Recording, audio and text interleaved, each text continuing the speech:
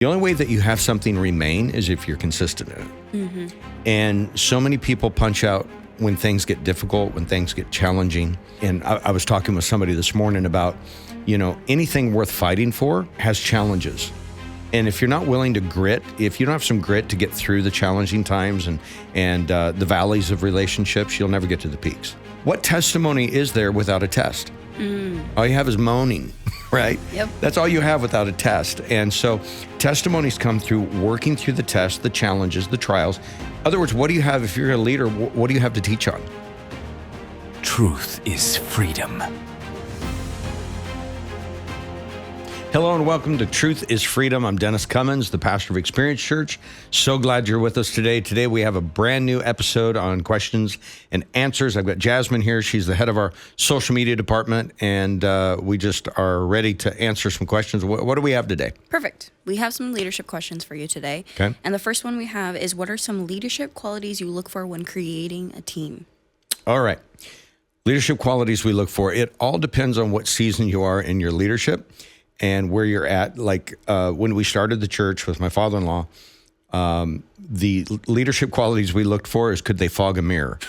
And if you don't know what that means like, before they had stethoscopes and medical technology, they would put a mirror under somebody's nose, and if it would fog, it's like, no, they're not dead, they're still alive, So anyone. Anyone, if you're living, if you could move, if you could grunt, we would like, hey, can you help us?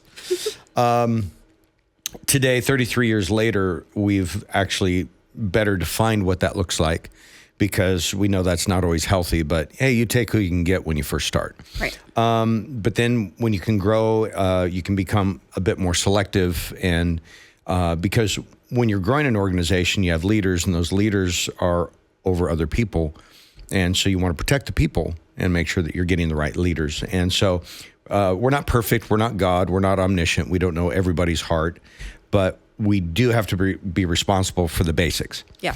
And so one thing that we look for, number one, is we don't want them to be high in personal freedom. What that means is, if somebody's high in personal freedom, they're saying, how can I fit this role into my life?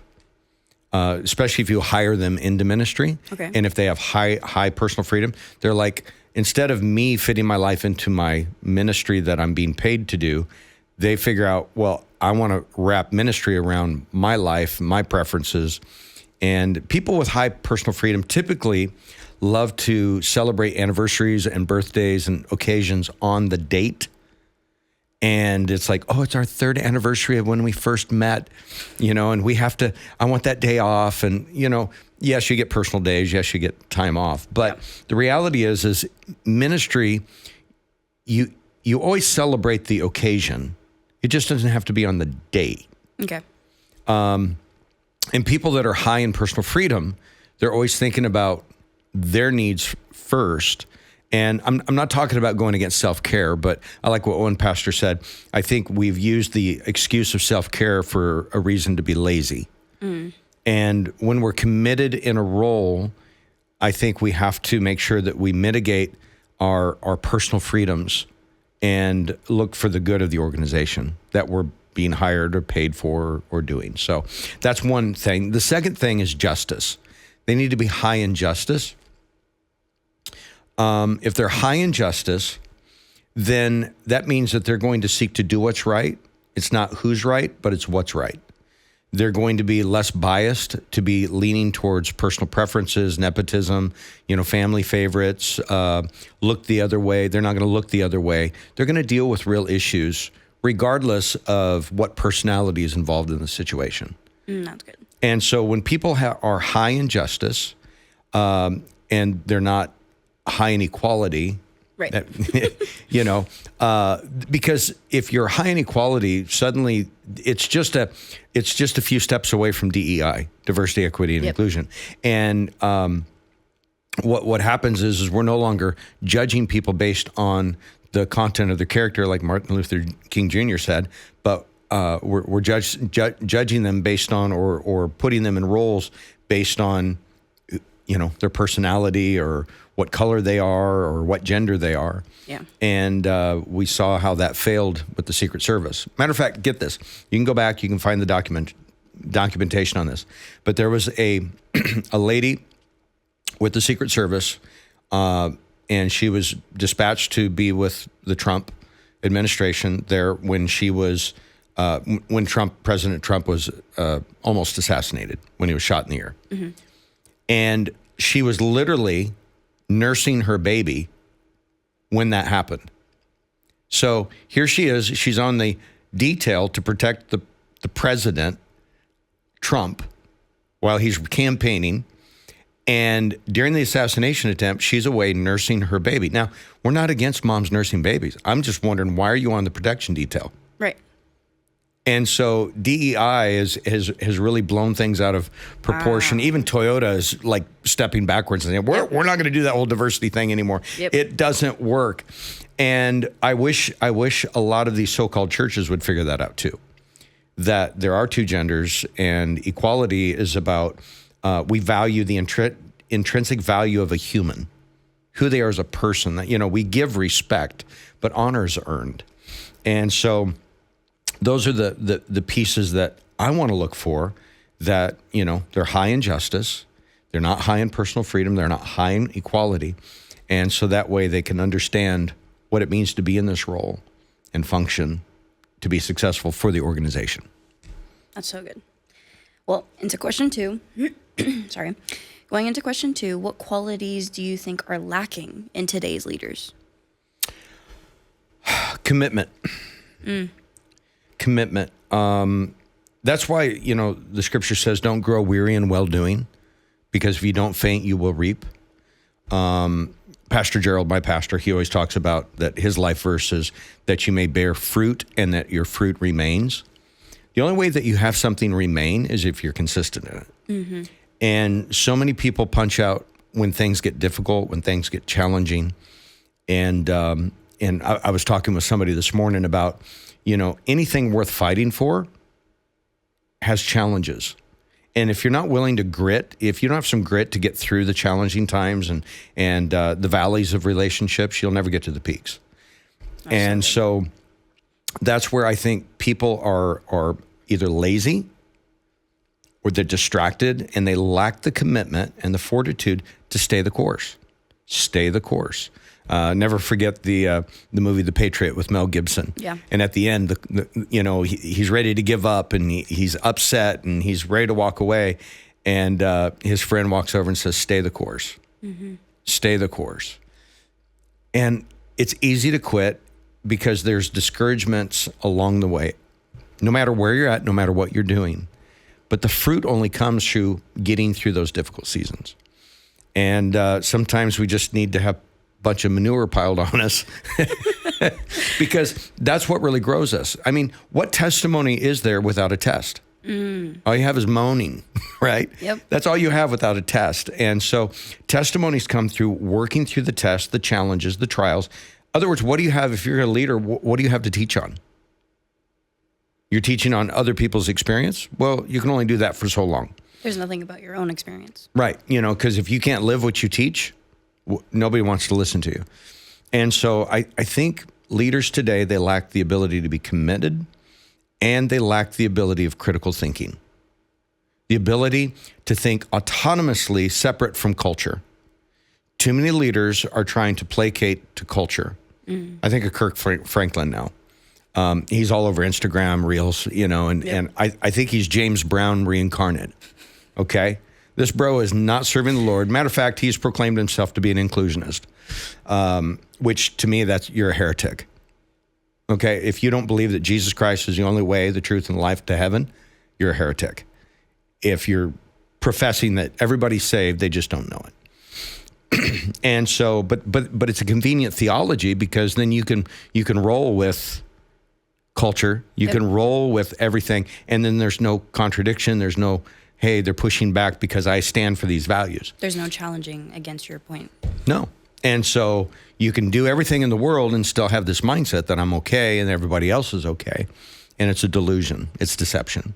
And so if we can't be autonomous in our thinking, if we can't be a critical thinker, if we can't have our own biblical worldview to stand for truth and righteousness, even when all of culture modern day culture is yelling and screaming in opposition to it, and we can't stand, we can't hold true, then we're really not a leader. We're a follower. And leaders really face opposition, and they'll stand against opposition. Dietrich Bonhoeffer, he was one of the great voices during Hitler's reign. And, you look at the churches, there was 16,000 churches, roughly 16 or 18,000, but 2/3 of them just did whatever Hitler wanted. They just stayed quiet. They were subjective to it. 1/3 stood against it. And so just a small amount of people were willing to be a voice in opposition to the current culture, the current leadership. And matter of fact, there's a study that a psychologist did and found that 80% of people will not defy authority, no matter how immoral their law is. So if whoever's in authority puts forward a law that is immoral, 80% of the people don't have the psychological or the moral fortitude to be able to withstand that. They just comply. They just comply. They just comply. And that was a study done a long time ago. I think in this generation, it's even smaller because we saw it during the pandemic. Mask up, get vaccinated, or you'll lose your job, all of this. Yeah. And so many people just complied out of fear. And so this is where, we need leaders to stand. And Dietrich Bonhoeffer, he stood and he spoke and he went to prison for it. And then he was executed just days before the end of the war. Now, he has a crown that I won't wear because he was a martyr for Christ. And he's going to receive God's honor in a way that I'll never receive because he paid the ultimate price, like so many of our disciples and so many patriarchs and matriarchs of the gospel of Jesus Christ. Yeah. And so I think there's just a lot of placating to culture and an unwillingness to stand for truth and righteousness. Oh, that's so good. Our very last question is, what responsibility do you feel the church has to serve the community? Well, modern day church has really stepped away, I think, from what church is. We get the word from the Greek ekklesia. Ecclesia literally refers to a heart that is pulsing. So the church is the heart, which has arteries that go into the community. So a church isn't a castle where we go in and we have a moat and we close the door and we have our little, isolation and our place of safety and our sanctuary, okay? It is a place where we're equipped and raised up so that we function into the community. And, a lot of times people will come in and they'll say, Pastor, you need to start this ministry. Pastor, we need this ministry. Pastor, we need a bus ministry. And it's like, all right, hold on. Why are you telling me that I need another job? I already have a job. I'm really busy. I'm fully committed to what I'm doing. But I think we need to bring more people. We need to start a bus ministry. And then I'm like, well, how many people have you brought to church in your own car? Well, none. Well, don't come to me with ideas. Come to me with passion. Right. And if you're saying, hey, I'm bringing people in my car, I'm taking 2 or 3 trips, bringing people to church, I'd be like, okay, I can get behind that. Let's get you a van. Let's invest in a van and see how you do with that. Because if you're faithful with a little, more will be given. Yep. And this is really how the church is to function. We come here and, our vision statement is we connect people to Christ. That's your salvation. Equip them for success. So let's help you be successful in your marriage. Let's help you be successful in your business. Let's help you be successful in your family, in your health, and in your spiritual walk with God. And then we empower you for ministry. Go out there and get to work. Yeah. Right? Yes, it's important to serve in church. We've got positions and places because this needs people to function. That's a priority. It's important. But ultimately, we come here so that we can go out there.